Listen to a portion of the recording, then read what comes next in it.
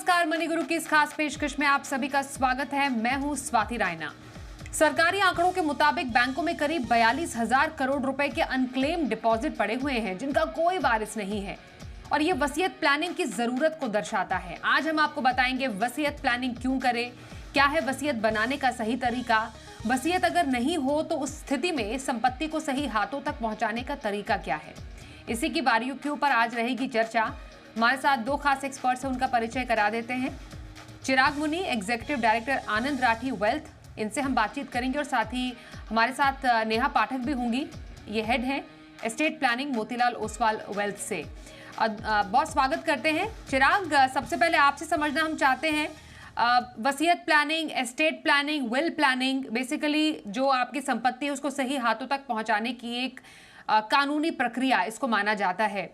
अगर हम बहुत ही सिंपल भाषा में, आसान से लैंग्वेज में समझें कि वसीयत प्लानिंग क्या होती है, क्या क्या इसमें आप अपने जो वारिस है या नॉमिनी उनको पास ऑन करते हैं, तो इसको कैसे समझे, सिंपल डेफिनेशन क्या रहेगी इसकी?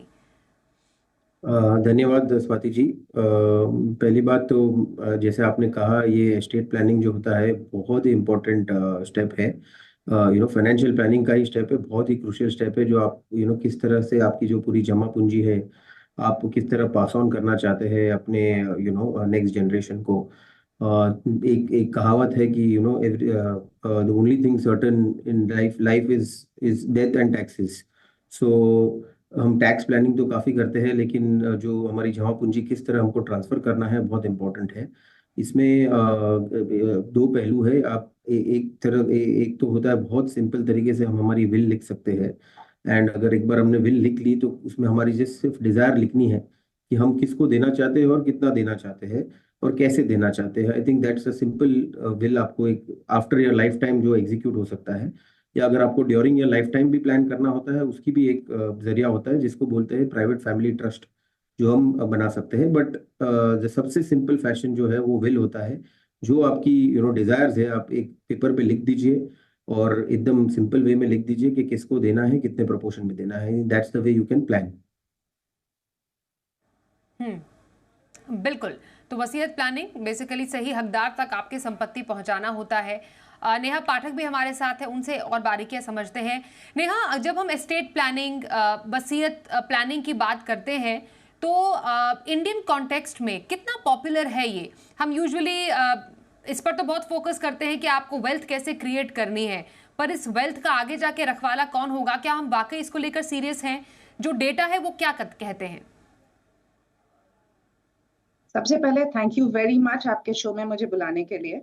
सो I would want to start, मैं आपको कुछ स्टैटिस्टिक्स देना चाहती हूँ कि इंडिया में अगर हम देखें तो 66% जो सिविल केसेस हैं वो भूमि या संपत्ति विवादों संबंधित है। दूसरा ये रहेगा कि आरबीआई ने एक रिपोर्ट निकाला था, 42,000 करोड़ बैंक डिपॉजिट्स अनक्लेम्ड हैं और पिछले साल ये 28% बढ़ गए थे। इंश्योरेंस में यही आंकड़ा कुछ 20-22 हजार करोड़ का है। सो हम अनुमान लगा सकते हैं कि एस्टेट प्लानिंग की स्पष्ट कमी है हमारे देश में। और अगर एस्टेट प्लानिंग करनी है तो इंडिविजुअल्स को अपनी संपत्ति, assets, shares, partnership shares, jewellery सबको प्लान करना होगा और ये प्रक्रिया उनको अपने जीवन काल में शुरू करनी होगी।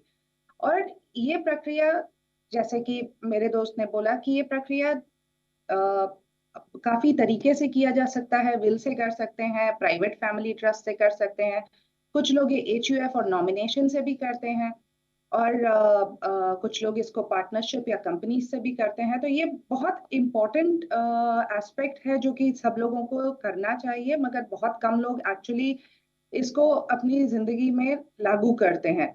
होता यह है कि लोग बहुत सोचते हैं कि हम प्लानिंग करेंगे करेंगे और उसके बाद में करके वो होती ही नहीं है कभी भी। बिल्कुल। आपने जैसा कहा कि कल करते हैं, इट्स ओके, क्योंकि हम यूजुअली इन चीज़ों को लेकर काफ़ी असहज महसूस करते हैं कि हमारे साथ तो कुछ हो नहीं सकता है। लेकिन अगर आप अपने जीवन काल में अपनी संपत्ति को सही हाथों तक पहुंचाने का फैसला नहीं करेंगे तो आगे जाके दिक्कत ही यहाँ पर डेफिनेटली आएगी। चिराग, क्या फ़ायदे हो सकते हैं वसीयत प्लानिंग के? क्योंकि जैसा नेहा ने भी बताया कि बहुत सारे ऐसे अनक्लेम्ड जो संपत्ति है वो तो पड़ी ही है, कई कानूनी विवाद भी हैं जो कि सुलझ नहीं पाए हैं इसके चलते। तो वसीयत प्लानिंग की सबसे बड़ी खूबियां, सबसे बड़ी खासियत क्या है जो इस वक्त हमें लोग देख रहे हैं, जो कि ये समझे, इसकी महत्व समझे कि हाँ वसीयत प्लानिंग करना बेहद ज़रूरी है। कल को क्या ऐसी दिक्कत पेश आती है जो कि वसीयत प्लानिंग के एब्सेंस में होती है?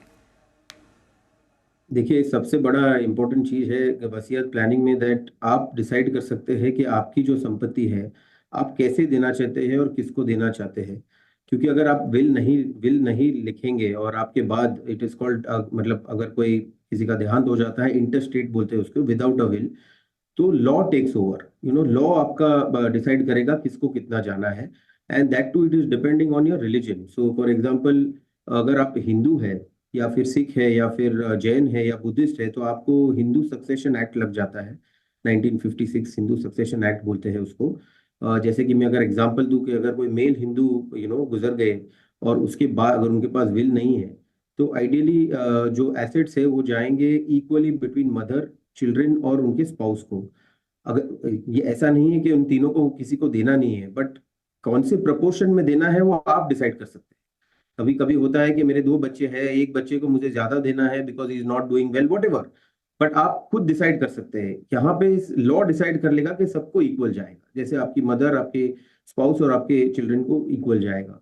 सिमिलरली अगर आप क्रिश्चियन या फिर आप पारसी हो, तो आपको इंडियन सक्सेशन एक्ट 1925 लग जाता है, जहाँ पे अगर क्रिश्चियन हो तो 1/3 ऑफ द एसेट्स आपको स्पाउस को देना है, बाकी को आपको लीनियल डिसेंडेंट्स को देने हैं।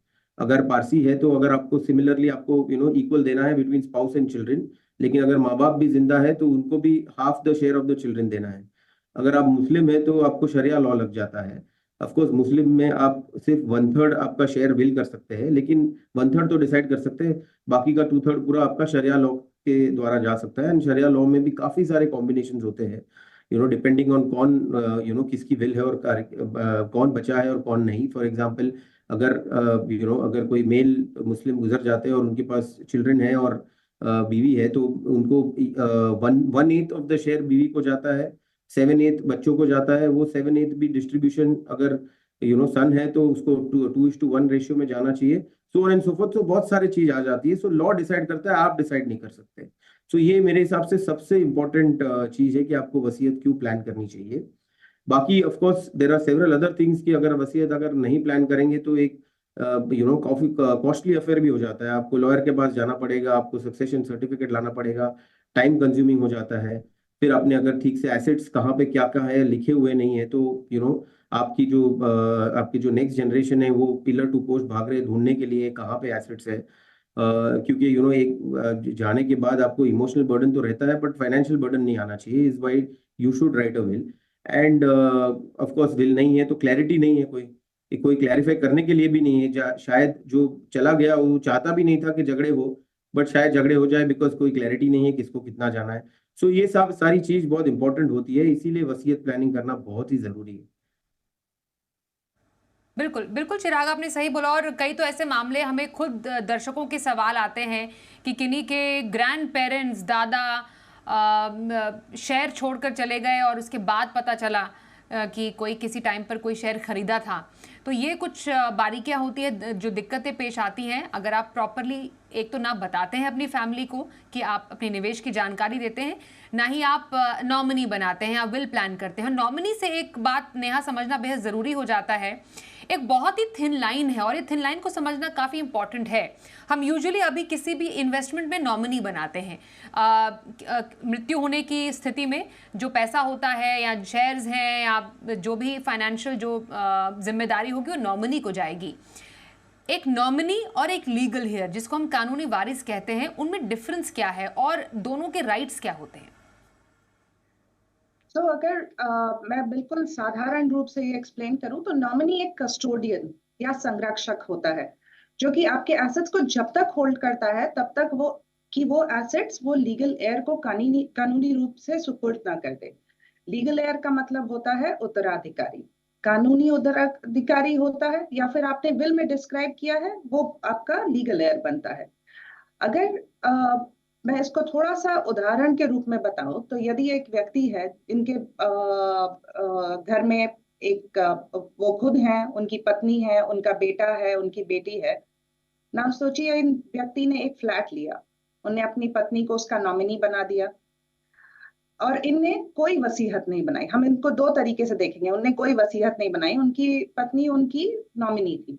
अगर इनकी मृत्यु हो जाती है तो उनके कानूनी उत्तराधिकारी जो कि लीगल हेयर होंगे, वो उनकी पत्नी, बेटा और बेटी समान शेयर्स में रहेंगे। जब तक ये फ्लैट इन लीगल हेयर्स को दिया नहीं जाता है, तब तक पत्नी नॉमिनी के रूप में फ्लैट को अपने पास रखेगी। Nominee is legal representative. ये सिर्फ होल्ड करते हैं जब तक कि आप वो लीगल हेयर को दे नहीं देते हैं। और दूसरी तरह से अगर आप देखेंगे, अगर उनने विल बनाई है, विल में उनने लिखा है कि ये मेरा फ्लैट है, ये मेरे फ्लैट मेरे बाद मेरी धर्म पत्नी को जाएगा और अगर वो ना रहे तो मेरे दो बच्चों के पास इक्वली जाएगा, then in that case the legal heir becomes not the wife. Wife being a nominee also can become a legal heir. So nominee और legal heir सेम भी हो सकता है, अलग भी हो सकता है, डिपेंड करता है आपने क्या लिखा है और लॉ क्या बोलता है। ओके, तो ये नॉमिनी और लीगल हेयर, कानूनी वारिस की कुछ बहुत ही छोटी बारीकियां हैं पर ज़रूरी बारीकियां हैं जो नेहा ने बताई। एक ब्रेक के लिए रुकेंगे क्योंकि ब्रेक के बाद समझना ज़रूरी है कि जब आप वसीयत बनाने जाते हैं तो आपको किन बातों का ध्यान रखना चाहिए, गवाह कितने इंपॉर्टेंट होते हैं, टू डू जो होता है वसीयत वो क्या रहनी चाहिए, क्या वसीयत को भी चैलेंज किया जा सकता है, इस पर भी चर्चा रहेगी थोड़ी सी देर में। देखते रहिए मनी गुरु।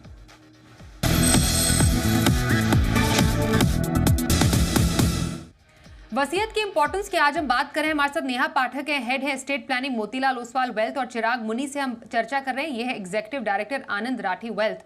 चिराग, एक बहुत ही आसान सा सवाल है जो कि अभी दर्शक हमसे जानना चाहते हैं, क्या वसीयत बनाने की कोई उम्र है? हम यूजुअली कहते हैं कि जो उम्र दराज लोग हैं उनको कहा जाता है चलो अब तो विल बना दो। मतलब ये सुनने में बहुत ही अजीब सा स्टेटमेंट लगता है, पर वसीयत बनाने का सही जो टाइम है वो क्या होना चाहिए? देखिए, उसकी वसीयत बनाने की कोई टाइम नहीं होता है। एज लॉन्ग एज आपके नाम पे कोई भी संपत्ति है तो आप अपना विल बना सकते हैं। इंडिया में एक थोड़ा टैबू हो जाता है, किसी को बोले कि आप विल बनाइए तो वो बोलते हैं अभी तो मेरी उम्र ही क्या हुई है, या फिर मैं अगर बात करूंगा तो इनसिक्योरिटी पैदा हो जाएगी फैमिली में, या तो मुझे विल की ज़रूरत ही नहीं है बिकॉज मेरे सब बच्चे सब ठीक ठाक है, सब कॉर्डियल है।